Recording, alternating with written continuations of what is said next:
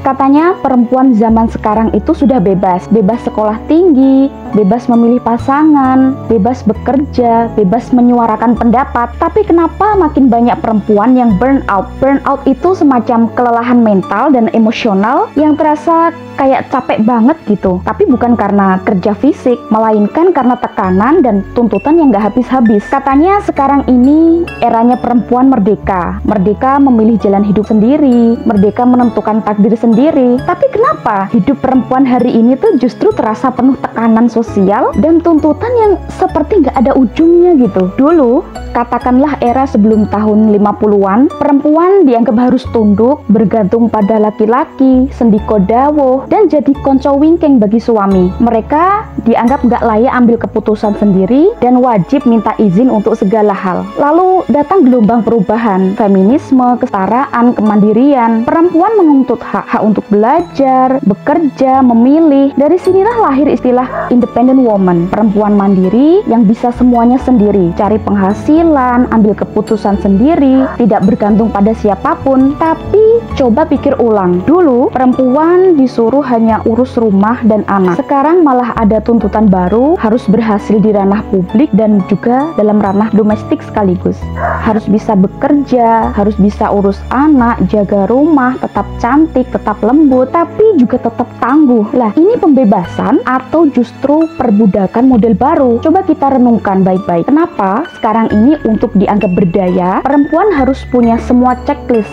seperti karir, penghasilan sendiri, penampilan menarik, keluarga harmonis, anak-anak terurus. Padahal bukankah kebebasan itu semestinya soal pilihan, bukan tuntutan yang terselubung? Feminisme gelombang kedua di tahun 60-an memang membawa angin segar. Perempuan mulai mendapatkan akses pendidikan, bisa menuntut hak politik, dan punya ruang untuk bersuara. Tapi masalahnya muncul saat semangat pembebasan itu dibajak oleh sistem, terutama sistem kapitalisme dan patriarki yang menyamar itu loh. Kapitalisme melihat potensi ekonomi dari tenaga kerja perempuan. Jadilah perempuan didorong untuk produktif, bukan demi pembebasan sejati, tapi demi roda ekonomi. Sistem kapitalis butuh lebih banyak tenaga kerja. Perempuan disuruh kerja. Kenapa? Ya salah satu alasannya karena pasar itu butuh konsumen baru. Perempuan dijadikan sebagai target iklan dan gaya hidup. Dan karena biaya hidup makin tinggi, satu gaji dari satu kepala keluarga dalam satu rumah seringkali udah nggak cukup gitu untuk memenuhi kebutuhan. Nah, perempuan akhirnya terpaksa kerja, bukan semata-mata karena keinginan pribadi, tapi karena struktur ekonomi yang tidak adil. Contohnya, semua serba beli, makanan, air, pulsa, bensin, listrik,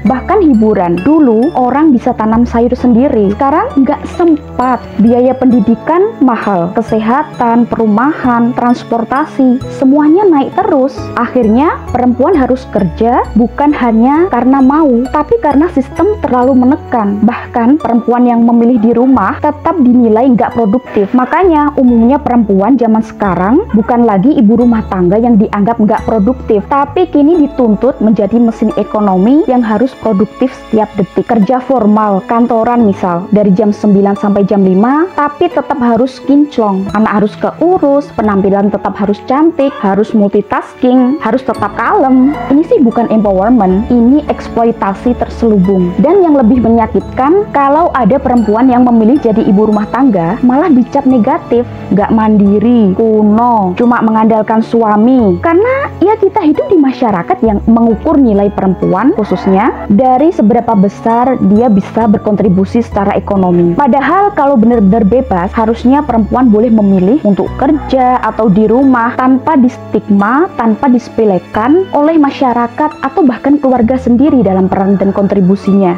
Sekarang waktunya kita bertanya dengan jujur, apakah perempuan hari ini benar-benar bebas atau cuma pindah dari satu kerangkeng ke kerangkeng yang lain yang lebih rapi, yang lebih canggih tapi tetap memenjarakan. Yang kerja dikuras habis waktunya, fisiknya, emosinya. Yang di rumah dicibir habis-habisan dan dilabeli sebagai nggak berdaya hanya karena nggak ada gaji bulanan sebagaimana pekerja kantoran. Yang idealis misal, perempuan yang memegang teguh prinsip kemandirian atau semangat aku harus kuat, aku harus mandiri, aku bisa segalanya sendiri.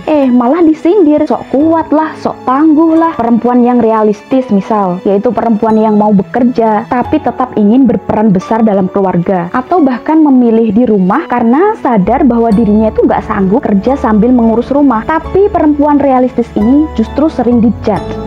Kamu hidup kok kurang ambisi, nggak mau mengembangkan diri, masa gitu-gitu aja hidupmu? Dibilang nggak punya prinsip lagi. Pokoknya semua itu rentan diserang dan dijudge oleh komentar-komentar orang karena sistem dan budaya kita memang suka ngejudge berdasarkan standar sempit yang diciptakan oleh kapitalisme dan patriarki. Mungkin sudah saatnya ya kita hancurkan semua kerangkeng itu. Perempuan bukan hanya mesin uang, bukan selalu harus kuat, bukan selalu harus sempurna. Kadang perempuan cuma pengen jadi manusia biasa. Ya bisa capek, ya bisa gagal, ya bisa lelah, bisa memilih jalan hidupnya sendiri tanpa tekanan sistem, tanpa standar orang lain yang terus-terusan menghantam keputusan hidup kita. Sekarang aku mau dengar suara kalian. Menurut kalian, apakah independent woman itu benar-benar simbol kebebasan atau cuma label baru yang menyembunyikan tuntutan tak kasat mata? Tulis pendapatmu di kolom komentar. Jangan takut beda pendapat. Justru dari situ kita bisa saling belajar. Terima kasih sudah menonton. Jangan lupa like, komen, dan subscribe. Bye-bye.